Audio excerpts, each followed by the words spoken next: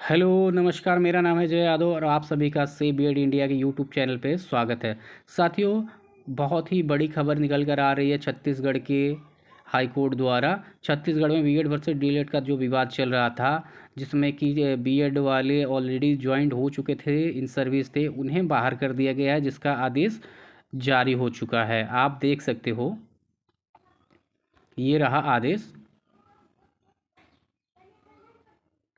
ये बहुत ही बुरी खबर निकल कर आ रही है बीएड के साथियों के लिए।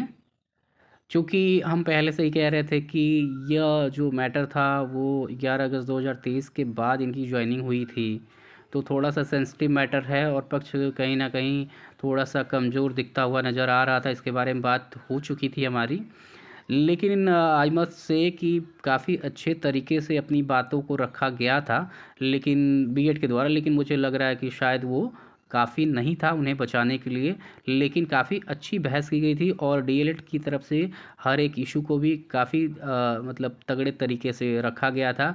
चाहे वो हाई कोर्ट ऑफ राजस्थान के जो डिसीजन आया था, क्वैश किया गया था, उसके बाद से ये प्रूव करने में वो कामयाब रहे कि एक हाई कोर्ट के द्वारा एक सेंट्रल नोटिफिकेशन को अगर क्वैश किया गया है तो अक्रॉस द कंट्री वो सब पे लागू होना चाहिए। उसके बाद का है, और उसके बाद से ये कि इसमें सुप्रीम कोर्ट के डिसीजन आने के बाद से ज्वाइनिंग हुई है, जो कि कम्प्लीटली इलीगल है, ऐसा डीएलएड के वकीलों द्वारा कहा गया था और ये इसे प्रूव करने में भी कामयाब रहे हैं। और ये कि इस पे अब रेट्रोस्पेक्टिव या प्रोस्पेक्टिव का भी सवाल नहीं उठता, क्योंकि हमारे बीएड के होनहार लोगों ने इसका भी पहले से ही काम तमाम कर दिया है। चाहे वो अर्नब घोष वाली याचिका हो या बीएड छात्र वेलफेयर एसोसिएशन वाली याचिका हो, इन दोनों का जिक्र बारंबार, जैसे आप देख सकते हैं, एमपी हाई कोर्ट में हो याचिका या एमपी की याचिका की सुप्रीम कोर्ट में हो, सभी जगह इन दोनों की चर्चाएं एकदम ज़ोर शोरों से है। इन्होंने एकदम बीएड का जो थोड़ा बहुत बचा था, शायद मुझे लग रहा है अगर रेट्रोस्पेक्टिव या प्रोस्पेक्टिव वाले जो अर्नब घोष या बीएड छात्र वेलफेयर एसोसिएशन का हो, इस पे अगर डिसमिस नहीं हुआ होता तो शायद इनके पास कोई मौका हो सकता था कि हम इसको प्रोस्पेक्टिवली लागू करवा सकते हैं, जिसके लिए इन्होंने काफ़ी आर्गूमेंट्स भी दिए हैं। ऐसा नहीं है कि सिर्फ डीएलएड ने ही रेट्रोस्पेक्टिवली लागू करने के लिए ही दिया है। काफ़ी अच्छे तरीके से बहस हुई है छत्तीसगढ़ के साथियों के द्वारा कि हाउ मतलब कैसे हम इसको प्रोस्पेक्टिवली देख सकते हैं। लेकिन चूँकि मामला थोड़ा सा नाजुक इसलिए हो गया था कि ये हाई कोर्ट के द्वारा तो जो हुआ था फैसला, उसके बाद आया ही था, लेकिन जॉइनिंग जो थी इनकी वो सुप्रीम कोर्ट के डिसीजन आने के बाद हुई है। प्लस जो स्टे लगा था इनके रिक्रूटमेंट पे, उसको भी हाई कोर्ट ने यही करके ऑनगोइंग करवाया था, प्रोसीड करवाया था कि सब्जेक्ट टू आउटकम रहेगा जो भी हाई कोर्ट से डिसीजन आता है। तो हाई कोर्ट का फाइनल डिसीजन आ गया है। हाई कोर्ट ने अपने डिसीजन में कम्प्लीटली इलीगल दे दिया है इसको। इसमें दो मैटर थे, एक तो एनसीटी का गजट जो था उस पर था ही था, और साथ में छत्तीसगढ़ स्कूल एजुकेशन सर्विस, आप देख सकते हो, रिक्रूटमेंट एंड प्रमोशन रूल्स 2019, जो कि बीएड को एलिजिबल करता था असिस्टेंट टीचर के लिए, इसे भी इलीगल कर दिया गया है। काफ़ी आर्गुमेंट्स हुए थे कि पहले तो एनसीटी पे जो हुआ था दिया ही था, लेकिन बीएड के साथियों ने ये भी कहा कि ये रूल जो है स्टेट गवर्नमेंट ने, गवर्नर ने बनाया है, तो गवर्नर के पास एक अपना पावर होता है कि वो इनेक्ट कर सकते हैं, ऐसे रूल को इनेक्ट कर सकते हैं। लेकिन इस पर भी हाई कोर्ट और डीएलएड के आर्गूमेंट्स के बाद यही हाई कोर्ट ने कहा कि चूँकि ऑलरेडी जो बीएड था वो इनएलिजिबल हो गया था हाई कोर्ट के द्वारा और सुप्रीम कोर्ट के द्वारा, उसके बाद से ये इसका कोई मतलब नहीं रहता है। जो गवर्नर या स्टेट बनाती है तो वो देख के ही in the view of central और मतलब केंद्र की, और जो सुप्रीम कोर्ट का जो डिसीज़न आता है उनके व्यू में ही देना चाहिए। और सबसे बड़ी बात, एक इसमें पॉइंट डीएलएड की तरफ से रखा गया था, आपको मैं दिखा दूं, कि उन्होंने कहा कि जैसे ही राजस्थान हाई कोर्ट का डिसीजन आता है तो जो आरटी एक्ट 2009 है उसके स्टैचू बुक में से वो बीएड जो एलिजिबल है वो हटा दिया जाता है। तो ये बहुत ही बड़ा एक फैक्टर था, एक बहुत ही बड़ा पॉइंट डीएलएड की तरफ से रखा गया था। और ये कि जब उस वहाँ से आरटी एक्ट 2009 से वो हटा दिया जाता है। मैं आपको दिखाऊं, एक सेकेंड रुकिए, 1 सेकेंड, कि ये कहाँ लिखा गया है।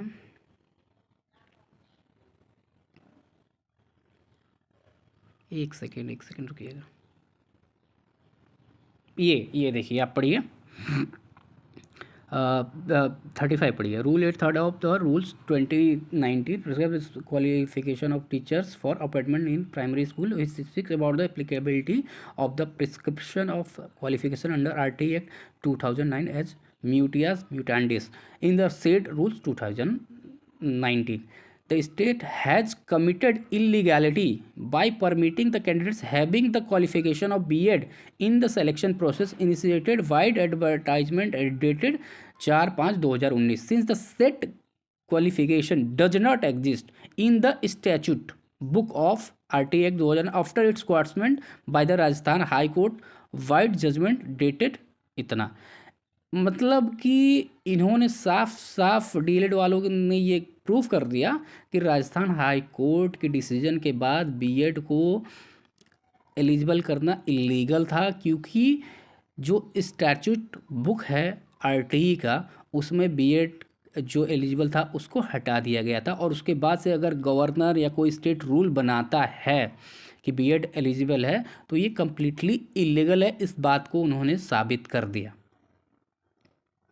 और साथ ही साथ 3 केसेस का जिक्र हुआ था जो कि डीएलएड के लिए एकदम जैसे कि मल्टीविटामिन्स का काम किया है एकदम। जो आखिरी कील थी वो एक था भगवान कृष्णा का, जिसमें कहा गया कि सेम मैटर था और उसमें भी बीएड को बाहर कर दिया गया था इन the view of Devesh Sharma case. और 2 तो बीएड के खुद हमारे साथियों ने, जोरदार साथियों ने ही लगाया था, उस पर था। एक था, ये आपको दिखाऊं, कि अर्नब घोष वाली याचिका जो मॉडिफिकेशन एप्लीकेशन थी जिसमें कहा गया था कि प्रोस्पेक्टिव या रेट्रोस्पेक्टिव होना चाहिए, इस पे फैसला आ जाए, तो इसको डिसमिस कर दिया गया। और दूसरा ये था कि बीएड छात्र वेलफेयर एसोसिएशन के हमारे कद्दावर साथियों ने भी किया था, उसमें ये था कि वो उसे भी डिसमिस कर दिया गया था। वो पूरे बीएड के बिहाफ पे गए थे, आप देख सकते हो, मैं दिखा रहा हूँ, एक सेकेंड आपको, कि वो पूरे बीएड के ही बिहाफ पे गए थे। राजस्थान बंगाल तो चलिए ठीक है, उनका एक रिक्रूटमेंट प्रोसेस चल रहा था, उस पे गए थे कि उन्हें दिया जाए। लेकिन बीएड छात्र वेलफेयर एसोसिएशन पूरे बीएड के बिहाफ पे गए थे और उसे डिसमिस कर दिया गया विथ कॉस्ट। ये बात साबित करने में भी कामयाब रहे, क्योंकि ये बात तो फैक्ट है।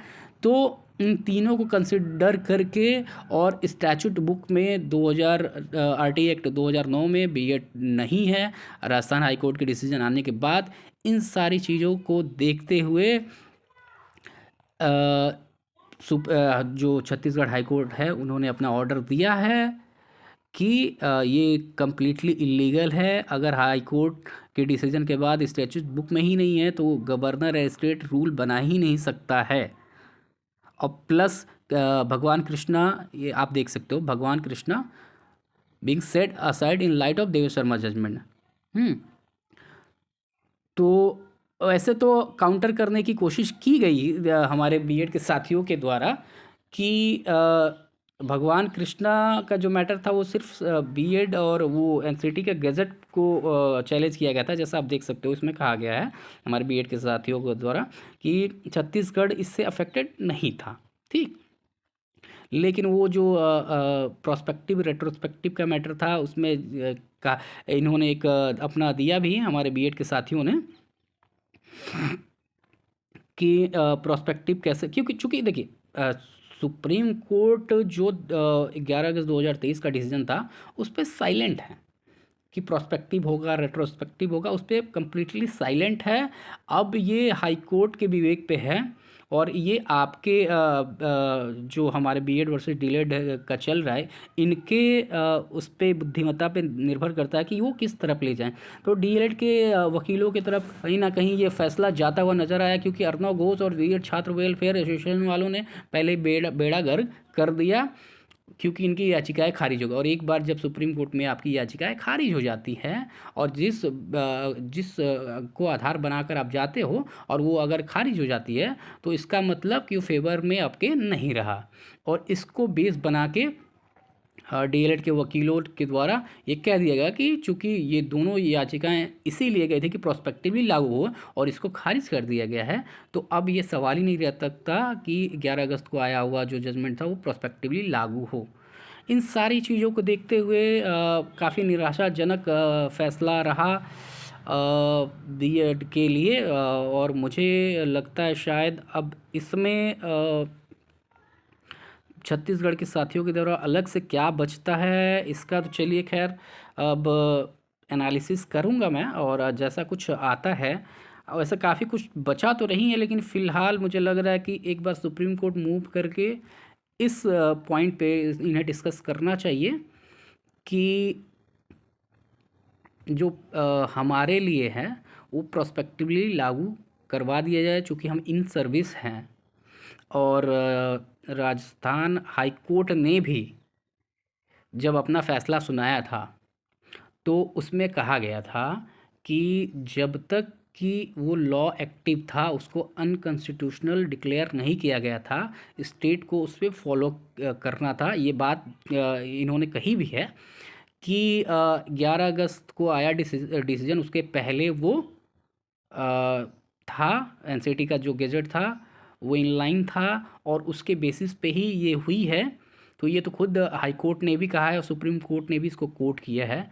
तो इन सब मैटर पे सुप्रीम कोर्ट मूव किया जा सकता है कि 11 अगस्त के पहले चूँकि ये सारी चीज़ें हो गई थी, और उस समय एनसीटी का गैजेट हाई कोर्ट ने दिया तो दिया था, ठीक है, काफ़ी हाई कोर्ट्स का अलग अलग व्यू था, लेकिन सुप्रीम कोर्ट ने 11 अगस्त 2023 को दिया था। उसके पहले ही सारे रिक्रूटमेंट प्रोसेस हो चुके थे, ज्वाइनिंग बस नहीं हुई थी।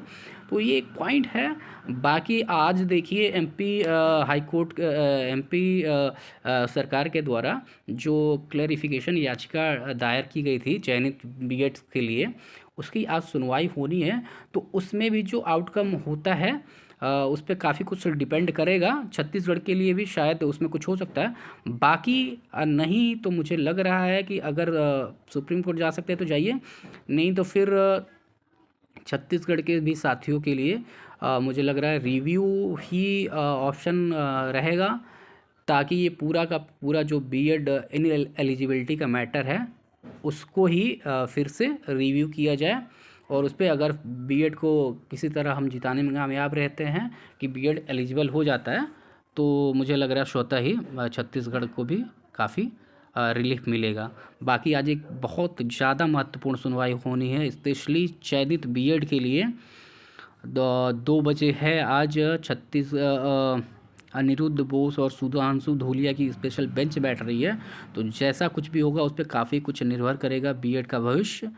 तो आज जैसा जो भी कुछ होगा आपको मैं बताऊंगा, और आगे जो होता है आज के फैसले के बाद उसके बाद से उस पर भी मैं एक वीडियो लेके आऊँगा और आपको सारी जानकारी जो है दूंगा। धन्यवाद।